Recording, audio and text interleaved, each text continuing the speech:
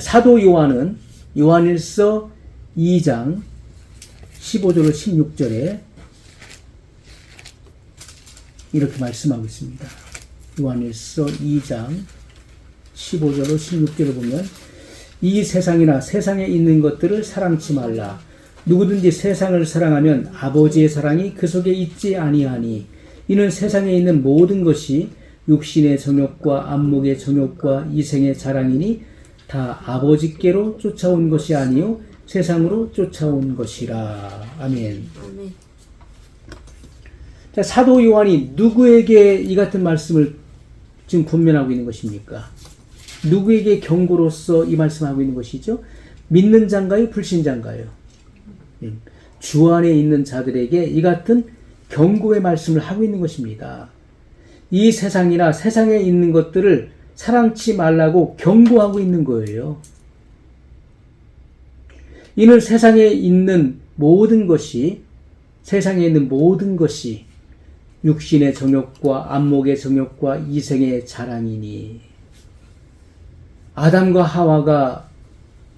하와는 죄를 몰랐던 사람들이었죠. 그러나 그들이 어떻게 넘어졌습니까? 마귀의 그 유혹과 미혹에 넘어졌는데 그들이 뭐에 넘어진 것이죠? 결국 이 말씀과 동일한 것입니다. 육신의 정욕, 안목의 정욕, 이생의 자랑이에요. 거기에 넘어진 거예요.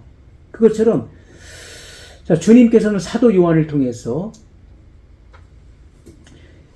이는 세상에 있는 모든 것이, 왜냐하면 이 세상의 임금이 마귀예요. 마귀의 체계를 갖고 있어요. 마귀의 풍습을 갖고 있습니다. 마귀의 그런 유행을 가지고 있는 거예요, 이 세상은. 그 속에서 우리가 살고 있는 것입니다.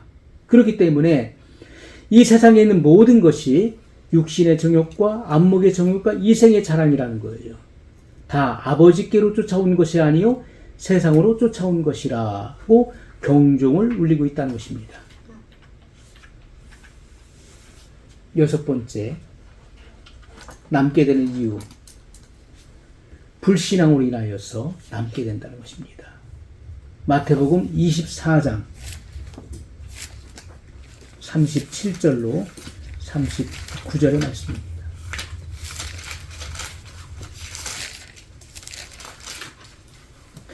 노아의 때와 같이 인자의 임함도 그러하리라. 홍수전에 노아가 방주에 들어가던 날까지 사람들이 먹고 마시고 장가들고 시집가고 있으면서 홍수가 나서 저희를 다 멸하기까지 깨닫지 못하였으니 인자의 임함도 이와 같으리라. 아멘. 자, 킹제임스 버전에 보면 그러나 노아의 날들과 같이 인자에 오는 것도 그러하리라. 홍수 전의 날들에 그들이 먹고 마시며 장가가고 시집가고 하기를. 노아가 방주로 들어가던 날까지 하다가, 노아가 방주에 언제 들어갔습니까? 홍수가 나기 7일 전에 들어갔어요. 노아가 방주로 들어가던 날까지 하다가 뭘 했습니까? 먹고 마시고 장가가고 시집가고 이 같은 일을 했다는 거예요. 홍수가 나서 그들을 모두 다 쓸어버릴 때까지 그들이 알지 못하였던 것 같이 인자에 오는 것도 그러하리라. 자, 노아의 때에도 지금과 같이 재림의 징조가 뚜렷하게 나타나고 있는 상황에서 그들은 먹고 마시고 시집가고 장가가는 일상과 의식주에 몰두하여 하나님을 잊어버리고 내세를 잊어버렸다는 것입니다. 자, 노아 시대의 이 심판의 징조가 어떻게 나타났습니까? 노아 시대 노아가 홍수를 피해서 방주로 들어갔을 때 어떤 일이 일어났죠? 정결한 짐승, 부정한 짐승들의 대이동이 있었다는 거예요. 하나님께서 그들을 노아의 방주로 이끌었어요. 아주 희한한 일이었습니다. 부정한 짐승과 정결한 짐승 7쌍씩, 부정한 짐승 2쌍씩 해가지고 그들이 떼를 지어서 다 방주로 이동하는 거예요. 또한 새와 땅에 기는 모든 것이, 새와 땅에 기는 이런 곤충들, 이런 것들 다 포함하는 것입니다. 땅에 기는 모든 것이 노아에게 나와 방주로 들어가는 현상이 일어났다는 거예요. 이것은 심판에 대한 뚜렷한 징조였다는 거예요. 그냥 평범한 나날이 계속되다가 어느 날 갑자기 홍수가 임한 것이 아니라 홍수가 나기 전에 7일 전에 이와 같은 분명한 조짐이 있었다는 것입니다. 그리고 나서 7일 후에 홍수가 땅에 덮였습니다. 이것이 창세기 7장 1절로 10절에 나오는 말씀이에요. 이 같은 분명한 징조 후에 심판이 임했다. 그것처럼 예수님의 재림도 마찬가지예요. 재림 전에 마태복음 24장 뿐만 아니라 성경 곳곳에서 이런 징조들에 대해서 말씀하고 있잖아요. 자, 이와 같이 성경은 주의 재림 전에도 분명한 징조들이 있을 것을 예언으로 예고하신 것입니다. 그것이 마태복음 24장 3절로 14절에 분명히 기록되어 있어 우리가 여러 차례에 걸쳐서 이 같은 말씀들을 상고했습니다. 난리와 난리의 소문, 그리고 사람들의 미혹에 대해서 먼저 말씀하셨죠. 사람들의 미혹을 주의할 것을 거듭거듭 말씀하셨어요.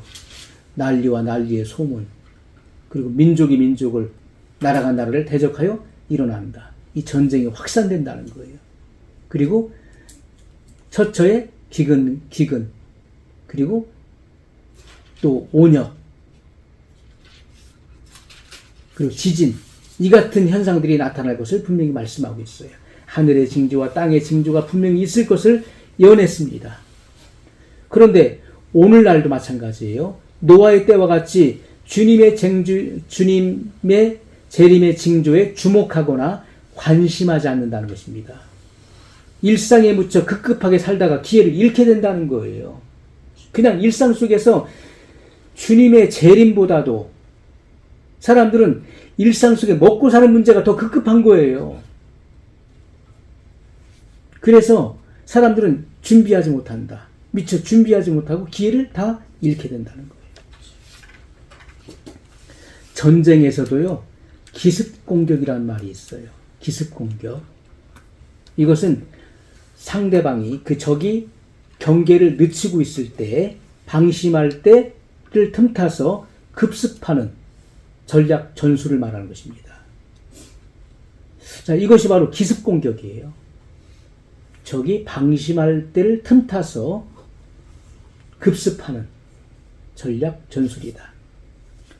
자, 마태복음 24장 37절 말씀 보면 노아의 때와 같이 인자의 임함도 그러하리라. 노아의 때와 같이, 노아의 때 그런 분명한 심판에 대한 경종을 울리는 그러한 징조들이 뚜렷하게 나타났음에도 불구하고 그들이 그것을 간과했던 것처럼, 일상에 젖어서 간과했던 것처럼 이 시대도 그렇게 된다는 거예요.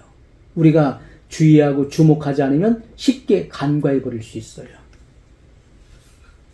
누가복음 18장 8절에 보면 내가 너에게 이르노니 속히 그 원한을 풀어주시리라. 그러나 인자가 올 때 세상에서 믿음을 보겠느냐 하시니라. 인자가 올 때 참된 믿음을 볼 수 있겠느냐, 찾아볼 수 있겠느냐 하신 말씀이에요.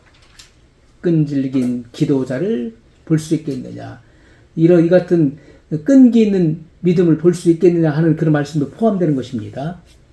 이것은 참된 믿음, 진실한 믿음, 준비된 믿음을 찾아보기가 어렵다는 거예요.